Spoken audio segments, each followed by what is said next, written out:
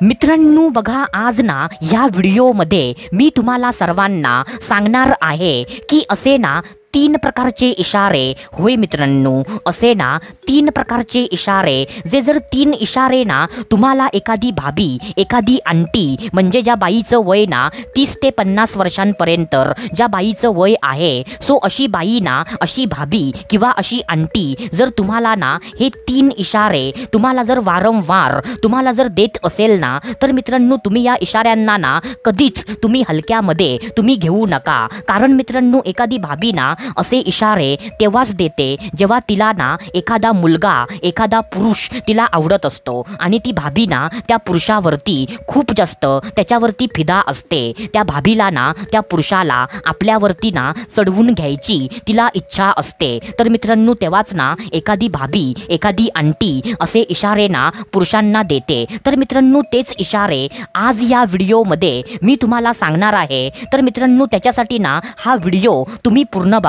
कारण मित्रांनो अशी माहिती तुम्हाला कधीच कुठेच आणि कोणीच तुम्हाला सांगत नाही. तर मित्रांनो तुमचं पण कर्तव्य आहे की व्हिडिओला पूर्ण बघणं आणि आम्हाला सपोर्ट करणं. तर मित्रांनो चला सुरुवात करूया आजच्या ह्या धमाकेदार व्हिडिओला.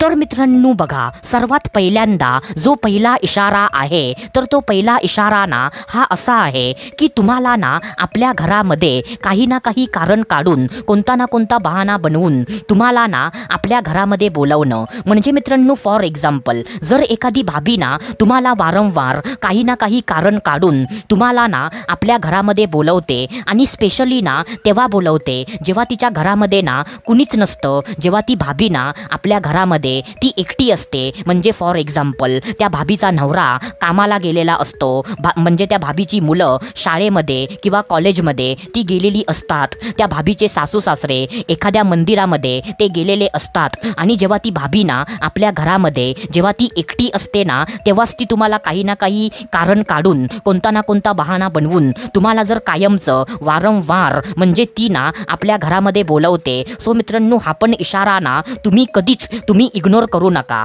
कारण मित्रांनो एखादी भाभी ना असं एकटी असताना तेव्हाच एखाद्या परपुरुषाला आपल्या घरामध्ये बोलवते जेव्हा त्या भाभीला ना तो पुरुष त्या भाभीला आवडत असतो आणि त्या भाभीला ना त्या पुरुषाला आपल्यावरती चढवून घ्यायचं असतं. तर मित्रांनो तेव्हाच ना एखादी भाभी असं म्हणजे एखाद्या परपुरुषाला एकटी असताना ना घरामध्ये बोलवते. आता त्याच्यानंतर जो दुसरा इशारा आहे, सो तो दुसरा इशारा ना असा आहे मित्रांनो की मित्रांनो आपला नवरा असताना, आपला हजबंड असताना तुम्हाला ना आपल्या सोबत घेऊन फिरणं. होय मित्रांनो, काय बोललो मी? आपला नवरा, आपला हजबंड असताना तुम्हाला ना आपल्या सोबत घेऊन फिरणं. आता बघा मित्रांनो तुम्हीच मला सांगा की लग्न झालेल्या बायकांना आपल्या नवऱ्यासोबतच कुठे पण फिरतात ना, पण मित्रांनो म्हणजे जर एखादी भाभी, म्हणजे एखादी आंटी, म्हणजे तिचा नवरा आणि तिचा हजबंड असताना सुद्धा पण म्हणजे ती भाभी ना तुम्हाला आपल्या सोबत घेऊन फिरते. जसं की फॉर एक्झाम्पल म्हणजे ती तुम्हाला असं बोलेल की म्हणजे यार मला आज ना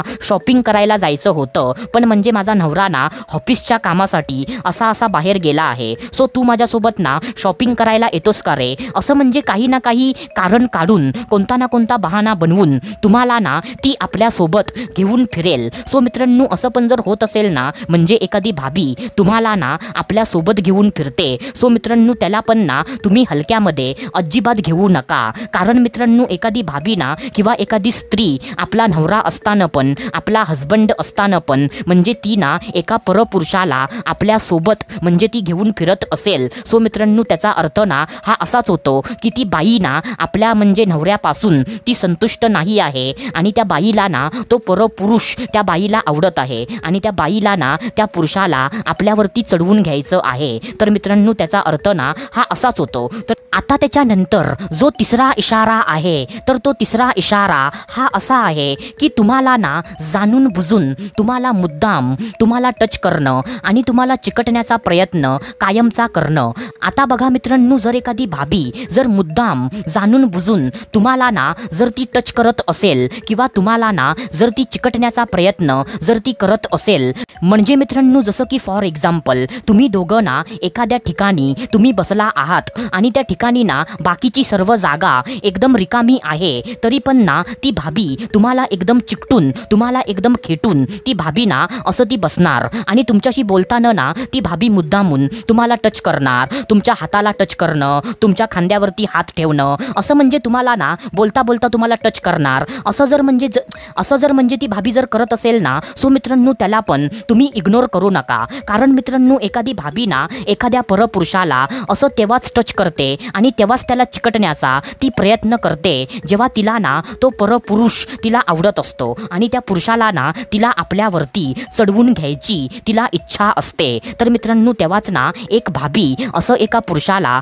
ती इशारा देते. तर मित्रांनो आशा करतो जे मी तुम्हाला सांगितलं ते सर्व काही तुम्हाला समजलं असेल. तर मित्रांनो आपण भेटूया दुसऱ्या व्हिडिओमध्ये. तोपर्यंत धन्यवाद. खुश रहा, हॅप्पी रहा, स्वतःची काळजी घ्या. Love you so much all of you.